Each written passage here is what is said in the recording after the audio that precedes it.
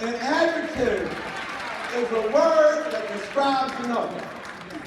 So Marvel comic books taught me to tell y'all, define yourself with an adjective that is powerful and positive, and then tell the world who you are. For instance, if I say the incredible, you'll say, see. If I say the invincible, you'll say. If I say the mighty, you'll say. And if I say the amazing, you'll say. See? All right. Y'all got it. Now, what does that have to do with me? So that's me, y'all. All of that. Spider-Man, amazing. Define yourself with adjectives of reading. I'm a good student.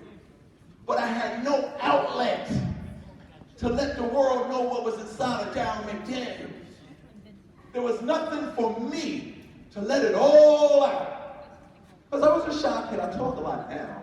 But that's because of 35 years being on stage and running Jay. I'm good at talking in front of people. But back then, there was no outlet for me.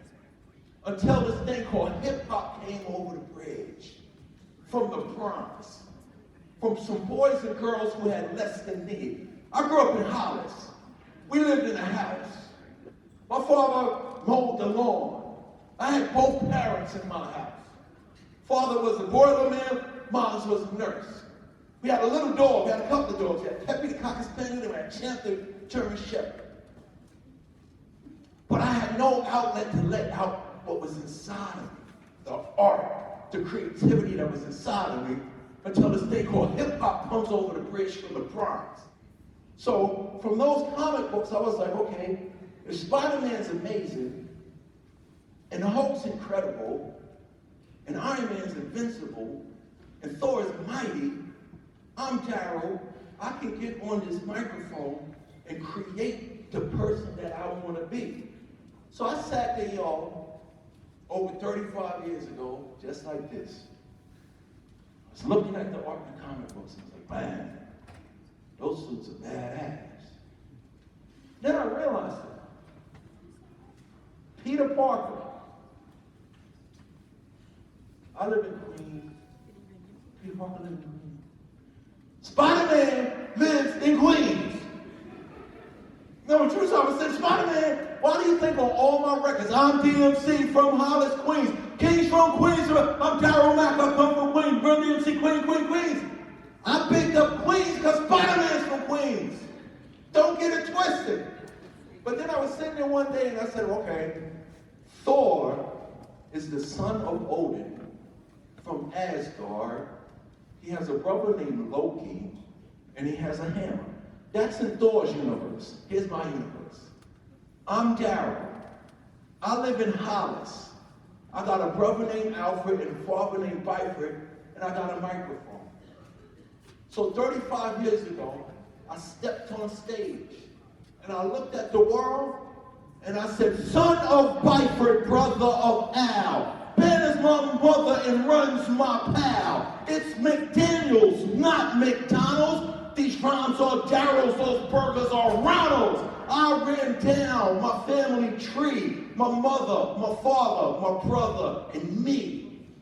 And the whole world was like, yo, he just rounded all his family.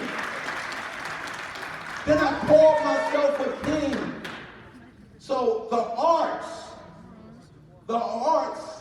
that ability to create is the very thing, the same way you could change the way that wall looked with a paint can and some paintbrushes.